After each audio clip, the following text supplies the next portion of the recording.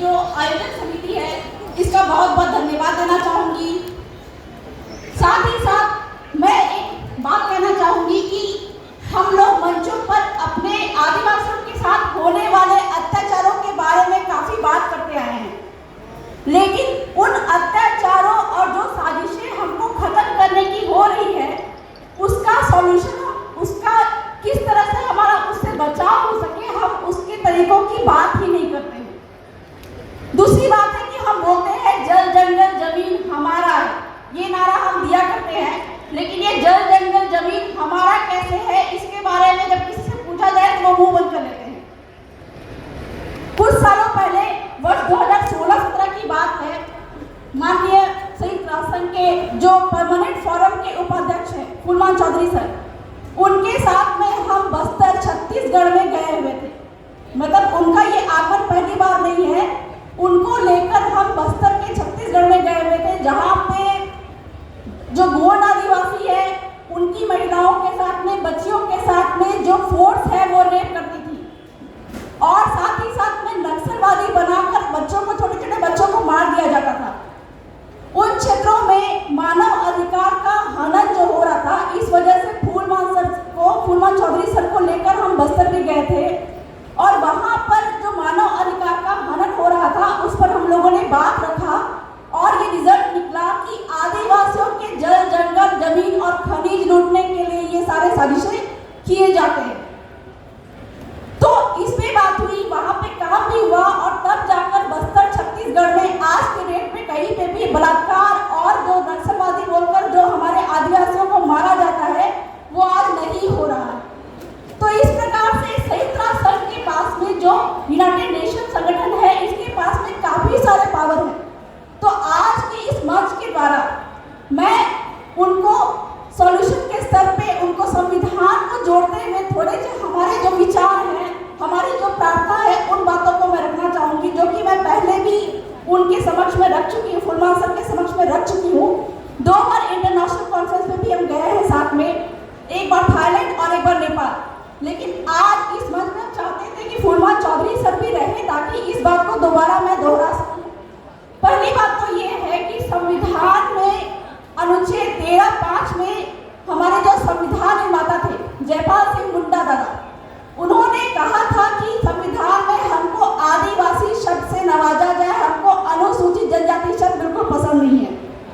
तो संविधान के अनुच्छेद 13(5) में आदिवासी शब्द था जिसको एक साजिश के तहत हटाया गया और अनुसूचित जनजाति शब्द हमको नवाजा गया और उसके 5 विशेषताएं बताई गई। जो अनुसूचित जनजाति होने की 5 विशेषताएं बताई गई वो 5 है: भौगोलिक अलगाव, आर्थिक पिछड़ापन, घुलने मिलने से कतराना, आदिम जनजाति गुण और भौगोलिक अलगाव। और ये 5 जो हमारे जो रीति रिवाज परंपरा से लेके भौगोलिक अलगाव, ये 5 विशेषताएं अगर हम आदिवासियों में नहीं पाई जाती है तो हमको अनुसूचित जनजाति से निकाल दिया जाता है और एक बार अनुसूचित जनजाति से निकाल दिया जाता है तो हमारा जल जंगल जमीन खनिज पे हमारा जो अधिकार है, जिसमें सुप्रीम कोर्ट के कई सारे जजमेंट आए हुए हैं कि जल जंगल जमीन आदिवासियों की है, इन सारे अधिकार से हमको वंचित किया जाता है सिर्फ एक वजह से कि हमें वो सारे 5 गुण नहीं पाए जाते, हमें वो रीति रिवाज परंपरा जो है आदिवासियों की वो नहीं पाई जाती। तो इसलिए फूलमान सर से या फिर यूनाइटेड नेशन के जो रिप्रेजेंटेटिव यहाँ पे मौजूद है उनसे हमारा ये अनुरोध है कि भारत की सरकार को फोर्स करें, उनसे अनुरोध करें कि भारत के संविधान में आदिवासी शब्द को डलवाया जाए ताकि हमारे हक अधिकारों की जो हनन हो रही है उससे हमको छुटकारा मिल पाए। दूसरी बात है जो बहुत महत्वपूर्ण मुद्दा है, पूरे देश भर में जहाँ भी आदिवासी रहते हो, चाहे वो 5वीं अनुसूची हो, चाहे वो 6ठी अनुसूची हो, 5th शेड्यूल 6th शेड्यूल के अलावा भी मणिपुर, नागालैंड जैसे कई जो क्षेत्र हैं वहाँ पे भी आदिवासी रहते हैं, लेकिन उनको विशेषाधिकार प्राप्त होते हुए भी उन अधिकारों का हनन किया जा रहा है। तो इसकी प्रॉब्लम का सॉल्यूशन जो कि यूनाइटेड नेशन के पास में है और उससे रिलेटेड मिलता जुलता जो अधिकार है, भारत की सरकार जो है यूनाइटेड नेशन की बातों को इनकार करती है। क्यों इनकार करती है? क्योंकि भारत के संविधान में ऑलरेडी आदिवासियों को अधिकार प्राप्त है, इसलिए आप फोर्स नहीं कर सकते हमको कि ILO कन्वेंशन 169 को लागू करें। तो ये ILO ILO कन्वेंशन 169 असल में आदिवासियों के पास में जो स्वशासन का अधिकार है, जिसको अंग्रेजी में बोलते हैं सेल्फ डिटर्मिनेशन। अगर अलग शब्दों में कहा जाए तो अबुआ दिशु अबुआ राज, मेरे गांव में मेरा अधिकार। ये मेरे गांव में मेरा अधिकार, मावा माटे मावा राज, इसका जो अनुपालन या इसका जो कहा जाए कि संयुक्त राष्ट्र संघ भी इस चीज को मान्यता देता है, किसमें ILO कन्वेंशन 169 में। लेकिन ये बहुत बड़ा साजिश है कि भारत की सरकार ने ILO कन्वेंशन 169 यानी कि आदिवासियों के गांव को पूरा अधिकार देने की बजाय उनको ILO कन्वेंशन 107 में बांध के रख दिया। 107 का मतलब होता है, 107 का मतलब होता है कि आदिवासियों को आधे अधूरे जो अधिकार देके उनको ठग दिया, और हमारे जल जंगल जमीन पे जो हमको पूरा अधिकार का पावर जो संयुक्त राष्ट्र संघ भी देता है, वो मानने से इनकार किया।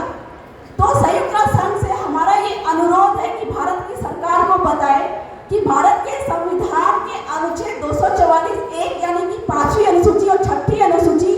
और जो मणिपुर नागालैंड में जो एक आर्टिकल है 371 और 372, ये दोनों के तहत आदिवासियों को संविधान में पूर्ण स्वशासन का यानी कि मेरा गांव मेरा अधिकार यानी कि मेरे देश में मेरा राज, मेरे गांव में मेरा राज का पूर्ण अधिकार प्राप्त है। जल जंगल जमीन और खनिज पे पूर्ण अधिकार प्राप्त है। तो इस प्रकार से संयुक्त राष्ट्र के जो रिप्रेजेंटेटिव यहाँ पे मौजूद है, इनसे मैं अनुरोध करूंगी कि आदिवासियों के प्रॉब्लम के सॉल्यूशन के लिए जो आदिवासियों के गांवों में उनका राज वाला जो स्वशासन व्यवस्था है यानी कि ILO कन्वेंशन 169 है, इसको लागू करने के लिए भारत की सरकार को बाध्य करें, उनसे अनुरोध करें, ताकि हम